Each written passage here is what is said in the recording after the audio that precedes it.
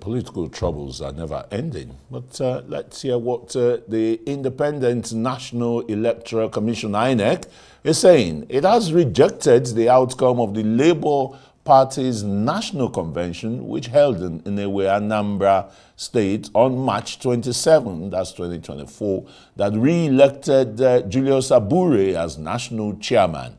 In a letter to the Abure-led National Working Committee, INEC confirmed receipt of their application for a certified copy of the convention document. However, the Commission stated that it did not monitor the convention and therefore cannot report on it.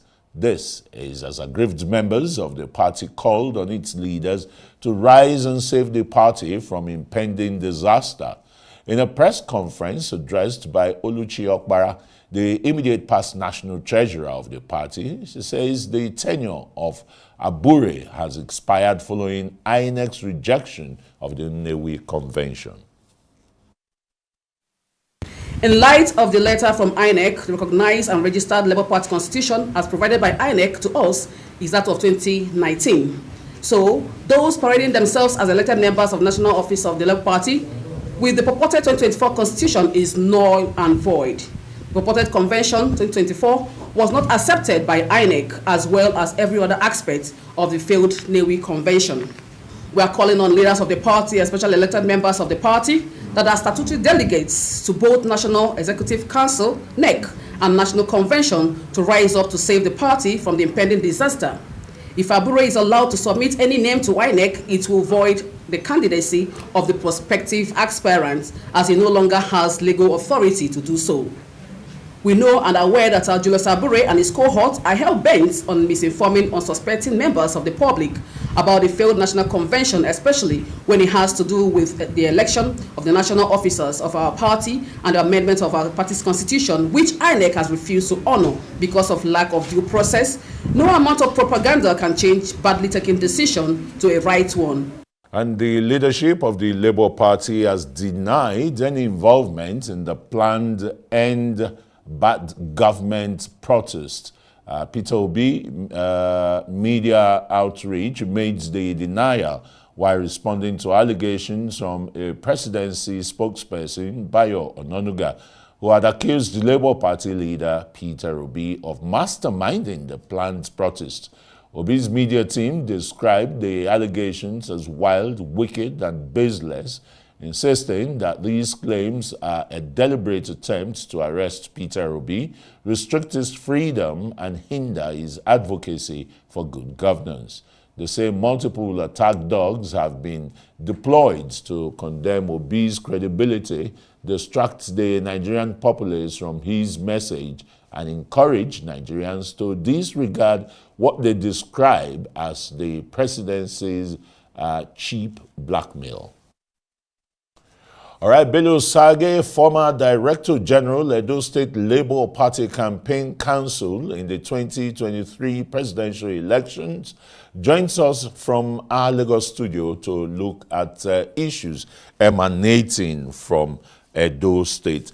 Hello, very warm welcome to Newsnight. Let us look at the rally today, the Godfather and the Godson reuniting, Oshomole and Shuaibu, both from Edo North. How significant is this homecoming for the Deputy Governor of Edo State, Philip Shuaibu, to the APC? Yeah. It is a bit significant in that, he's been a bit estranged from his godfather. It's been a long journey for him, but I don't think I want to comment too much on that because that's entirely the internal affair of APC. But for Comrade Oshomole to welcome him so warmly today to that rally shows that there has been some rapprochement between them. Perhaps the reconciliation process amongst them and between them has gone on well. But like I said, I don't want to dwell too much on that, but I think that will provide some psychological, how will I call it, psychological succor to the Deputy Governor, Philip Shaibu. Yeah, and Bello, when you look at the development in Edo State in the last 24, 48 hours, the shooting incident at the airport and the rest that involved Shaibu and Okpeolo, the APC governorship candidate. How do you describe the, political battle ahead for the government house in Benin? I think the battle is going to be intense, but again, that is what differentiates some of the parties, particularly the Labour Party, away from the other parties. I think that was a demonstration of bestiality that happened yesterday. But again, that is their own mantra, and those are their antecedents. Violence, and they achieve everything by violence. So I think it's something that is condemnable, and that is what has happened in all the elections today, particularly the elections of 2023, which I led for the Labour Party. But I think going forward, with the upcoming governorship election, I don't think that will be tolerated. It is something that is condemnable, and all well-meaning persons and all well-meaning citizens of Edo State should condemn that act. Of course, what do you expect? Where you have able-bodied young men, the Gen Z, well-educated, but nothing else to do. No employment. All the employment-generating organizations that were established by Obasogie and Rosalie of blessed memory, they've all been killed by the PDP and APC in their 25 years of governance. And there has to be a change, a paradigm shift, a change in the narrative. And that is what I think Labour Party stands for. And that is what Olumide Osaibovo Akpata is coming to change. Well, this narrative, Bello, if you'd want to, comment on it, does not seem to change at the center. I mean, at the national level of the Labour Party. It's like things are really not holding again. I've not said they are falling apart, but they are not holding. INEC has outrightly come out to say that he did not participate or observe the INEC 27 National Convention of the Labour Party that brought Abure, Julius Abure, back as national chairman. Big crisis in the hands of the Labour Party at the national and state levels.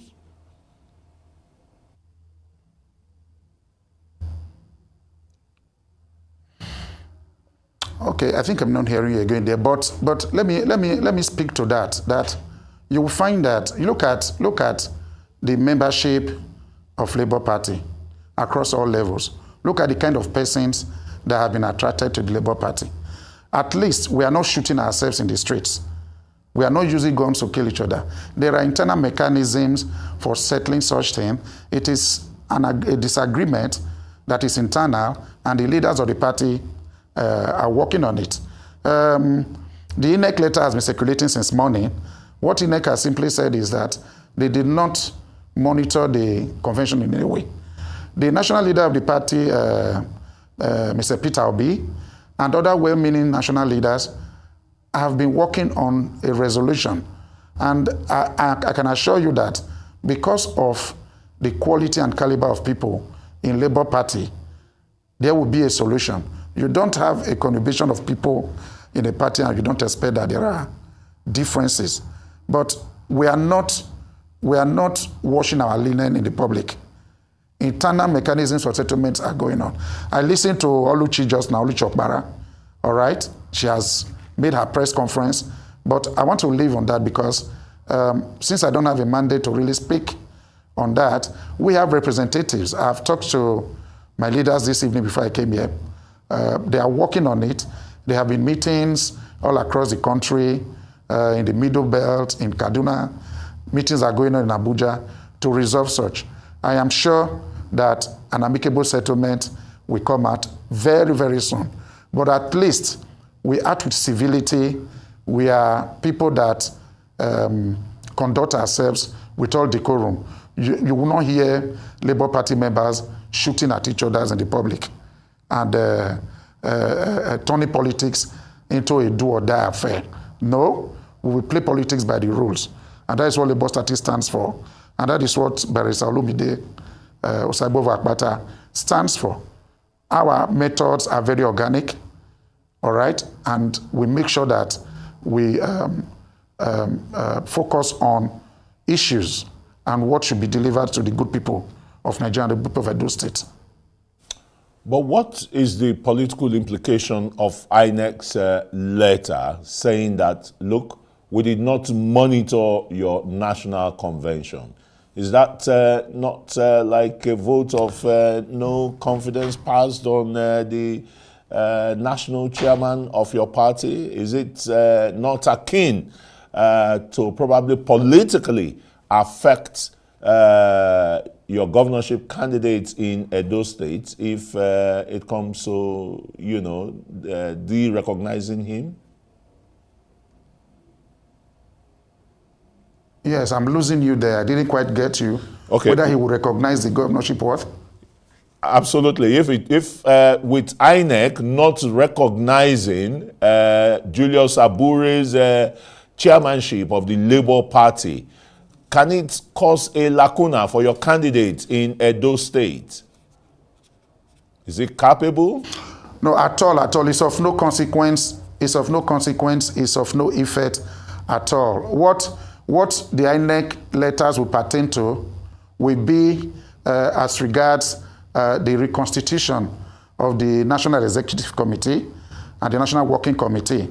The tenures have even expired, but again, we are in an election season, and we want to focus. We don't want any distraction away from the forthcoming gubernatorial elections on September 21, 2024. So whatever is happening is going to, first of all, affect the reconstitution of the National Working Committee and the neck of the party. And like I told you earlier, there are elders working on it, including Governor Alesoti, the leader of the party, Peter Obi, and various other leaders, including other gubernatorial candidates. And they are all working on it. But our focus is on the gubernatorial election. And I would like to speak a bit about that, about what Edolites should expect, and about what is really on ground in Edo State. All right. I think we'd have to draw the curtain here. Bello Obasogie is the former Director General of the Labour Party during the 2023 elections in the country there.